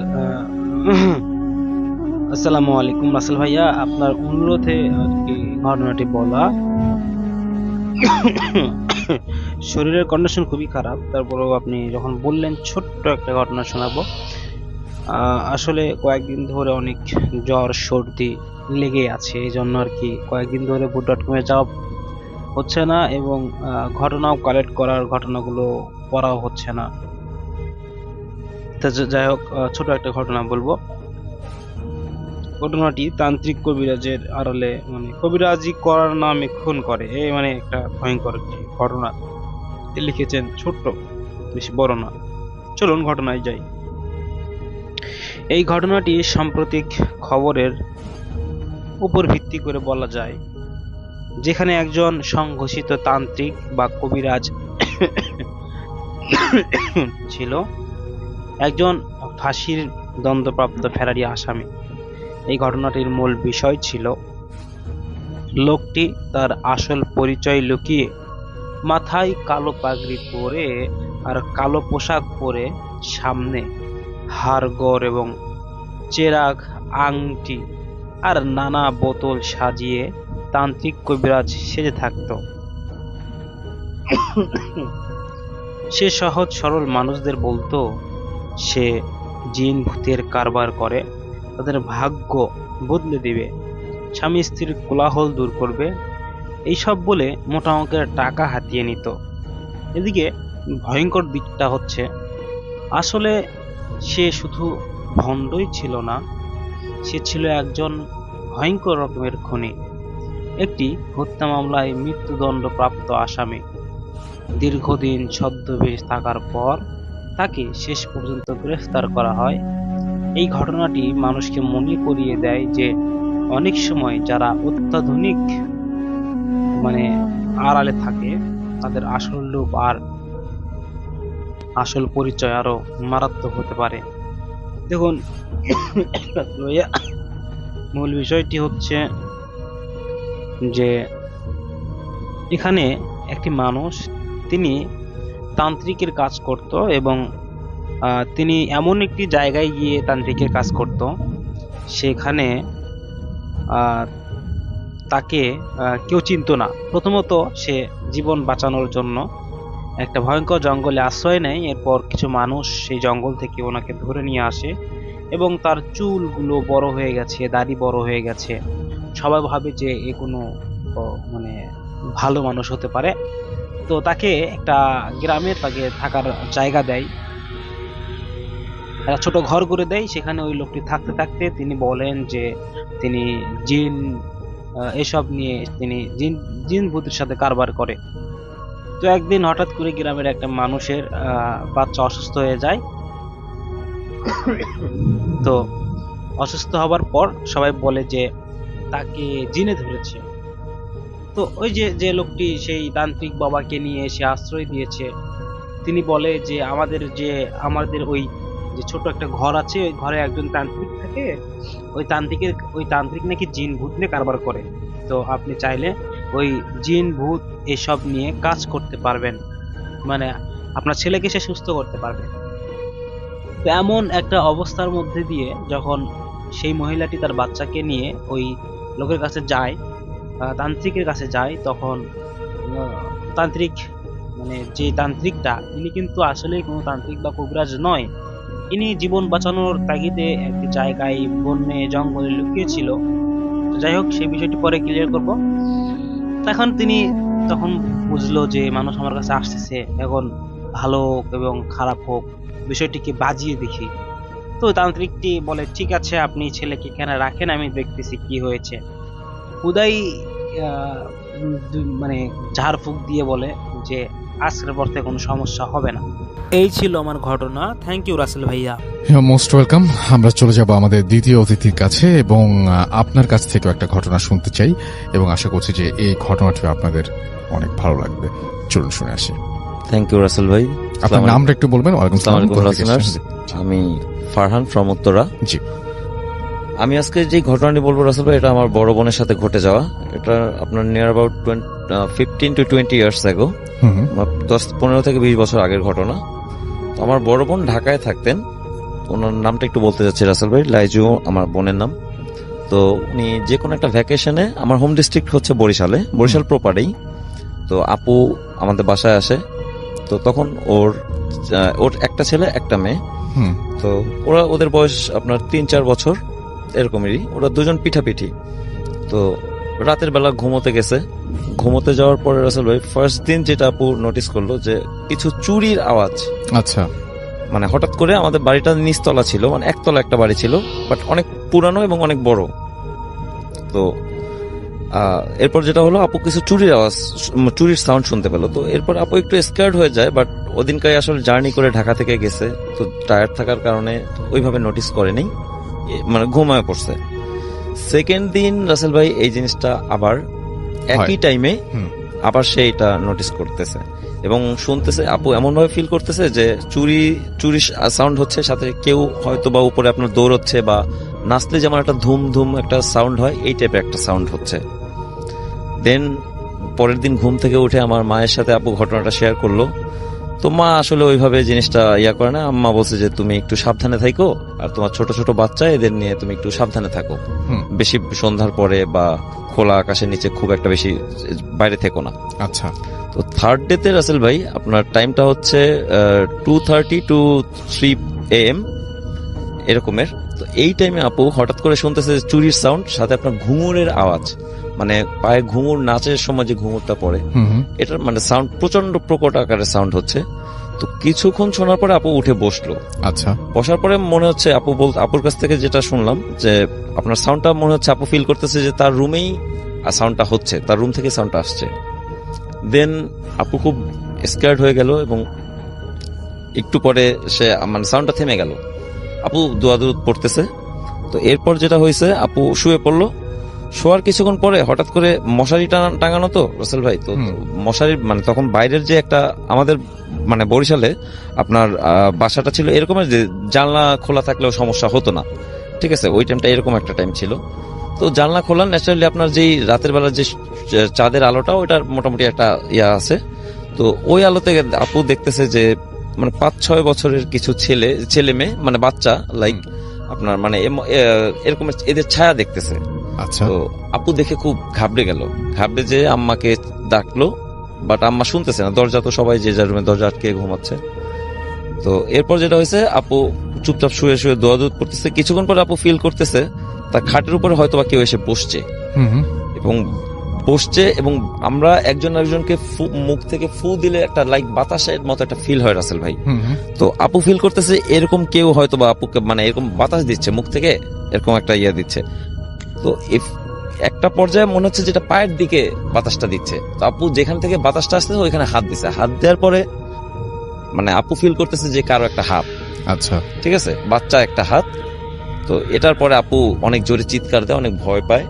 তো সবাই বাসার একত্রে রাতের বেলা সবাই পরে জড়ো হয়। এরপরে জিনিসটা যেটা ঘটছে, পরের দিন সকালবেলা আমরা হুজুর ডেকে আনি। হুজুর ডেকে আনার পর যেটা হুজুর যেটা বলছে রাসেল ভাই, আমাদের টোটাল বাড়িটা আপনার মানে আমাদের বাড়িতে এরকমের আরো অনেক প্যারানরমাল অ্যাক্টিভিটিস এর অনেক ঘটনাই আছে। আর হুজুর যেটা বলছে, আমার যে ভাই না, আমার আপুর যে ছেলে, ওর নামটা একটু বলতে যাচ্ছি, অনি। ও দেখতে মাশাআল্লাহ ছোটবেলা থেকে অনেক সুন্দর ছিল, এখনো সে স্টিল অনেক সুন্দর, বাট ও ছোটবেলা একটু মোটা গোটা লম্বা, ভালো হেলথ ছিল। তো এটার কারণে মানে ওকে নিতে চেয়েছিল বেসিক্যালি। আমরা যেটা জানি রাসেল ভাই, আমাদের মানে জিন 2 টাইপের হয়, একটা ভালো জিন, একটা খারাপ জিন। তো ওর বিষয়টা ছিল একটা মানে খারাপ জিন, একটা আসর ওর উপরে ছিল। পরে এটা হুজুরের মাধ্যমে আপনার দোয়া দুরুদ পড়ে ঘরটার বন্ধ করে দিয়েছি। এই ছিল আমার ঘটনা রাসেল ভাই। Thank you so much. তো সরাসরি আমি আমার ঘটনায় চলে যাই। আমি যে ঘটনা আপনাদের সাথে আজকে শেয়ার করব, এই ঘটনাটা বেসিক্যালি 2017 সালে আমার সাথে ঘটেছে। আমি তখন ক্লাস 8-এ পড়ি। কত তারিখের ঘটনা আমার এক্সাক্ট মনে নাই, তবে মার্চ মাসের ঘটনা এটা আমার মনে আছে। তো আমরা জানি ওই টাইমে কিন্তু অনেক গরম পড়ে। তো এমনই একদিন বা ঘটনার দিন আমি 4টা বাজে যখন স্কুল ছুটি দেয় আমি বাড়ি আসি। বাড়ি এসে গোসল করে খাওয়া দাওয়া শেষ করে একটু রেস্ট করি। তো তখন আমরা যেটা করতাম সেটা হলো যে, তো আমরা যখন যেহেতু জিএসসি এক্সাম দিব, তো একটু পড়াশোনার প্রেশার চাপ বেশি থাকে। তো আমাদের স্কুলে ম্যাথের টিচার একজন ছিল, যেহেতু 9-10 ব্যাচলর পড়ানো লাগতো। তো আমরা স্পেশাল ভাবে আমরা ছেলেরা 5 জন 1 থেকে 5 রোল পর্যন্ত আমরা স্যারের কাছে সন্ধ্যা থেকে মাগরিব থেকে ইশার পর্যন্ত প্রাইভেট পড়তাম। তো ঘটনার দিন পড়তে যাই, তো আমরা পড়তাছি হঠাৎ মানে অন্ধকার হয়ে যায় এবং মেঘ ডাকছে, বিদ্যুৎ চমকাচ্ছে, বোঝাই যাচ্ছিল যে বৃষ্টি হবে। তো স্যারও ব্যাপারটা বুঝলো এবং স্যার আমাদের বললো তোমরা তাড়াতাড়ি বাড়ি চলে যাও, বৃষ্টি নামবে মনে হয়। তো স্যার ছুটি দিয়ে দিল এবং আমরা বাড়ির উদ্দেশ্যে রওনা দিব। তো আমি একটু বর্ণনা দিই। আমার স্কুল থেকে বাড়ির দূরত্ব প্রায় 10 থেকে 15 মিনিট এবং আমার স্কুল থেকে বের হলেই বাজার, মানে বাজার এবং স্কুল একসাথে অ্যাটাচ করা। তো আমি যখন স্কুল থেকে বাড়ি আসব তখন আসার পথে আমার হাতের বাম পাশে হচ্ছে খাল এবং হাতের ডান পাশে 3-4 মিনিট হাঁটলে বাড়ি, এরপর শুধু জঙ্গল। তো আমি হাঁটতেছি। তো ঘটনার কিছুদিন আগে নতুন একটি লাশ দাফন করা হয় আমার যাওয়ার পথেই, 10 থেকে 15 দিন আগে, সঠিক আমার মনে নেই, তবে আমার ঘটনার আগে। তো যা হোক, বিদ্যুৎ চমকাচ্ছে, মেঘ ডাকছে, বৃষ্টি তখন হচ্ছিল না। তো আমি যখন 3-4 মিনিট ক্রস করলাম তখন জঙ্গলের কাছাকাছি। তো আমি কবর থেকে একটু দূরে, তখন বেশি না, একটু ডিস্টেন্স দূরে, তখন আমার হাতে লাইট আছে, তবুও বিদ্যুতের ঝলকে আমার চোখটা কবরের দিকে চলে যায়, যেহেতু আমি কাছেই ছিলাম। মানে আমি একবার মনে হলো বা আমি দেখলাম যে কে একজন কবরের পাশে বসে আছে। মানে আমি প্রচন্ড ভয় পেয়ে গেলাম। আমি তাড়াতাড়ি কবরটা ক্রস করলাম। আমি এতটাই ভয় পেয়েছি আমি যে মানে সাহস করে লাইটটা মেরে বা পিছনে দেখবো কবরের দিকে আসলে কেউ কি বসে আছে নাকি আমার মনের ভুল, মানে আমার ওই সাহসটুকু হচ্ছিল না। আমি এতটা ভয় পেয়েছি। আমার কোনো মতেই ভুল হওয়ার কথা না, কারণ যেহেতু আমি ওই টাইমে সন্ধ্যাবেলা, তারপর আমি তো সুস্থ মস্তিষ্কে হাঁটছিলাম। তো বিদ্যুতের ঝলকানিতে কেউ একজন বসেছিল, এটা আমি শিওর দেখেছিলাম। তো তারপরও মনের ভুল হতে পারে, তো মনের ভুল ভেবে উড়িয়ে দিলাম। মানে তারপর আমার সাহস হয়নি আমি যে বিষয় দেখবো। যাই হোক, আমি বাড়ি চলে গেলাম এবং খাওয়া দাওয়া করলাম এবং যথারীতি আমি ঘুমাতে গেলাম। ওই দিন বেশি পড়ি নাই, মানে আমার মাথা ধরছিল, প্রচন্ড ব্যথা করছিল, এই জন্য সো কিছুতে আমার ঘুম আসছিল না। মানে কোনো রিজন না, আমার ঘুম আসছিল না। মানে আমি এপিট ওপিট করছি খাটের, আমি একলা ঘুমাতাম। তো অনেক রাত হয়ে গেল, 10-12টা বেজে গেল। তো হঠাৎ আমি খেয়াল করলাম, যেহেতু আমরা গ্রামে বাস করি, তো আমাদের উঠান ছিল, উঠানে আমার রুমের সাথে বাইরে যে আমাদের উঠান, ওখানে আমাদের পেয়ারা গাছ ছিল। তো আমি টের পেলাম বা আমি খেয়াল করলাম পেয়ারা গাছকে যেন ঝাঁকুনি দিচ্ছে, প্রচুর পেয়ারা গাছটা লড়ছে এবং প্রচুর বাতাস হচ্ছে এবং শব্দ। এবং আমার ঘরের পাশে হচ্ছে আমার জানালার পাশে হচ্ছে একটা ছোট ফাঁকা বলে আমরা হাঁটার জন্য একটা স্থান। ওখান দিয়ে মনে হচ্ছে কি যেন দৌড় দিয়ে যাচ্ছে, আসতেছে, মানে একটা শব্দ। যেহেতু রাত, আপনি যদি আসতে হটেন আমি টের পাবো, আর যেহেতু আমার জানলার পাশেই করিডোরটা, সো মনে হচ্ছিল কে যেন দৌড় দিয়ে যাচ্ছে এবং পেয়ারা গাছটা লুটছে। যাই হোক, এবং কিছুক্ষণ পর আমার রাত মোর কয়টা মনে হয় জানি না, তো মনে হচ্ছে জানালার পাশে ফিস ফিস করে কেউ জানি কথা বলতেছে। তো মানে কথাগুলো ক্লিয়ার আসতেছিল না আমার কানে, কিন্তু মনে হচ্ছিল কারা যেন ফিস ফিস করে কথা বলতেছে। এবং ওই পেয়ারা গাছটা লড়তাছে। তো যাই হোক, ওই রাতটা মতে কভার করলাম আমি সূরা কিরাত যা পারতাম। মানে কেন জানি মনে হচ্ছিল আমি সূরা কিরাত গুলো ভুলে যাচ্ছি। হ্যাঁ, তো যাই হোক আমি কোনো মতে পড়লাম এবং ওই রাতটা আলহামদুলিল্লাহ আমার কেটে গেল। তো সেকেন্ড ডেতে আমাদের স্কুলে যখন গেলাম, তো স্যার বললো আজকে পরীক্ষা তোমাদের। আগেই পরীক্ষার কথা ছিল।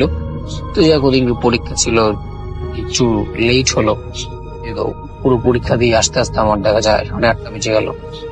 তো যেহেতু রাসেল ভাই বুঝতেই পারছেন, গ্রাম রাত 8টা 9টা বা 8:30 এটা অনেক রাত গ্রামের জন্য, থেকে 3 বছর আগে। তো আমি ওরকম পথে, যেহেতু গ্রাম্য, এত রাত লোক না থাকারই কথা। তো যাই হোক আমি লাইট নিয়ে আসতেছি। আমি যখন কিছু দূর আসছি, মনে হচ্ছে 5-6 মিনিট হাঁটছিলাম, তখন হঠাৎ আমার ফিল হলো যে আমার পিছে কেউ হাঁটছে। এটা আমি ফিল করলাম। তো মানে আমার তখনও সাহস হচ্ছিল না আমি পিছে দেখবো, আসলে কেউ তো হতে পারে বা কেউ আসতে পারে। তখন আমি কি করলাম, আমি আমার হাঁটার গতিটা থামিয়ে দিলাম। তো মনে হলো যে ওই লোকটাও আমার যে পিছে, আমি যেই শ্যাডোটা বা আমি ফিল করছি কেউ হাঁটছে, মনে হচ্ছে সেও আর হাঁটছে না। হাঁটলে তো আমি একটা আওয়াজ পাবো, মনে হচ্ছিল সেও থেমে গেল। তো আমি প্রচন্ড ভয় পেয়ে গেলাম এতে। এবং আমি একটা জিনিস খেয়াল করলাম, আমি জোরে হাঁটলে সে জোরে হাঁটছে, আমি থামলে সে থামছে। আমি যদি আমার হাঁটার গতি স্লো করছি, সে তার হাঁটার গতি স্লো করছে। এখন কিন্তু রাসেল ভাই, এটা আপনি একলা একটা পথে হাঁটছেন, তাও রাতে, এবং এরকম অবস্থা যদি হয় যে আপনি জোরে হাঁটছেন, একটা লোক জোরে হাঁটছে, আপনার পিছে আপনাকে ফলো করছে, ভয় তো পাবেনি। তো যেহেতু আমি তখন বড়ও ছিলাম না বেশি, মাত্র ক্লাস 8-এ পড়তাম, 8-এ তখন উঠেছি সবে মাত্র, তুমি অনেক ছোট। তো ভয় লাগারই কথা, প্রচন্ড ভয় পাচ্ছিলাম এবং মনে মনে দোয়া দুরূদ পড়ছিলাম, সূরা কিরাত পড়ছিলাম। তো যাই হোক আমি কোনো মতে তাড়াতাড়ি হেঁটে চলে আসলাম সেদিনের মতো বাড়ি। তো সেকেন্ডেও আমার সাথে রাতে ওই সেম কাহিনী মনে আসলো। পেয়ারা গাছটা কেউ ঝাঁকি দিচ্ছে, আমার ওই ফাঁকা জায়গা দিয়ে কেউ দৌড় দিয়ে চলে যাচ্ছে, এবং প্রচন্ড বাতাস এবং ফিস ফিস করে শব্দ। আমার ওই রাতেও ঘুম হয়নি, শুধু ভোরবেলা আমি ঘুমিয়েছি। তো তৃতীয় দিন আমি আর পড়তে যাইনি, বা মেবি বন্ধ ছিল, মানে আমার সঠিক এক্সাক্ট মনে নাই, পড়তে যাই নাই, আমার এটুকু মনে আছে। তো ওই দিন আমার সাথে যে ঘটনাটা ঘটলো, তো আমি পড়া শেষ করে রাত্র 11:30টার সময় আমি ঘুমাতে যাই। তো অ্যাজ ইউজুয়াল আমি শুয়ে আছি। তো শুয়ে থাকার এক পর্যায়ে রাত মনে হয় আমার তখনও ঘুম আসছিল না। তো একটা মেবি হবে সেকেন্ডের মতো সেম কাহিনী, মনে হচ্ছে কেউ ফিস ফিস করে কথা বলছে, কেউ দৌড় দিয়ে চলে যাচ্ছে, কেউ পেয়ারা গাছটা ঝাঁকি দিচ্ছে, এরকম বিভিন্ন মানে আমি সিম্পটম পাচ্ছি ফার্স্ট ডে এবং সেকেন্ডের মতো। তো থার্ড ডেতে তো জিনিসটা মনে হচ্ছে আর বাড়ছে, ফিস ফিস কথাগুলো কেমন ক্লিয়ার আসছে, মানে কথাগুলো আমি বুঝতেছি না, তবে মনে হচ্ছে অনেক মানুষ কথা বলছে। তো আমি এই যে 2 দিন আমার সাথে যে ঘটনা ঘটলো, এটা আমি কিন্তু আমার কোন ফ্রেন্ড, আমার বাড়ির কাজিন, মা বাবা বা আমি কাউকে বলি নাই এলাকার। তো যখন রাত 1টা বেজে গেল বা আরো বেশি হবে, তো একটুবার আমি ফিল করলাম আমি নড়তে পারছি না, মনে হচ্ছে আমি অবশ হয়ে গেছি। আমার পা নাড়াতে পারছিলাম না, আমার হাত নাড়াতে পারছিলাম না, আমি যে কাউকে ডাকবো ওই শক্তিটা আমি পাচ্ছিলাম না। আমি ঠিকই মানে চিৎকার করে ডাকতেছি মা মা, কিন্তু মনে হচ্ছিল আমার কণ্ঠস্বর কে শুনতে পাচ্ছে না, বা আমি ঠিকই ডাকতেছি তাদের, কিন্তু আমার সাউন্ডটা তারা পাচ্ছে না। মনে হচ্ছে আমি বোবা হয়ে গেছি, যেটাকে আমরা বোবা ধারা বলে। তো আমি অনেক ট্রাই করতেছি কাত হয়ে এদিকে ওদিকে, কিন্তু আমি মনে হচ্ছে কেউ আমাকে প্রচন্ড চেপে ধরেছে। এবং আমি সেম কাহিনী করছি, কাউকে ডাকার চেষ্টা করছি, আমি চিৎকার করে ডাকতেছি, কিন্তু কেউ আমার সাউন্ড শুনছে না রাসেল ভাই। তো যাই হোক, এক পর্যায়ে অনেকক্ষণ পর আমি ফিল করলাম যে আমি নর্মাল হয়ে গেছি, আমি হাত নাড়াতে পারছি। তো ওদিন আমি ঘুমিয়ে যাই এবং ঘুম চলে আসে। আমি মনে হয় মেবি সেন্সলেস হয়ে গেছে, আমার খেয়াল নাই। তো আমার সকালে ঘুম ভাঙে এবং আমি ভাবলাম এখন ঘটনাটা শেয়ার করা দরকার। আমি আমার মসজিদের হুজুরের সাথে ঘটনাটা, জোহরের সময় আমি ওদিন স্কুলে যাইনি, আর আমার সাথে ঘটনা ঘটার পর আমি একটু অসুস্থ হয়ে পড়ি, আমার গায়ে জ্বর এসে পড়ে ঘটনার পর। তো আমি জোহরে নামাজের পর আমি আমার মসজিদের হুজুরের কাছে বললাম। তো তিনি আমাকে যেটা বললো যে আমার উপর কোনো একটা জিনের প্রভাব পড়েছে, তো সেই জিনটা চাচ্ছে আমার কোনো ক্ষতি করতে, বা পেরে উঠতে পারতেছে না, এরকম একটা কিছু বললো। তো তিনি অনেকক্ষণ ঝাড়ফুঁক করলো এবং আমাকে একটা তাবিজ দিল এবং পড়া পানি দিল এবং বললো তাবিজটা আমার হাতে যেন বাঁধা থাকে এবং আমাকে বললো যে প্রতিদিন ঘুমানোর আগে আমি যেন 3 কুল পরে ঘুমাই।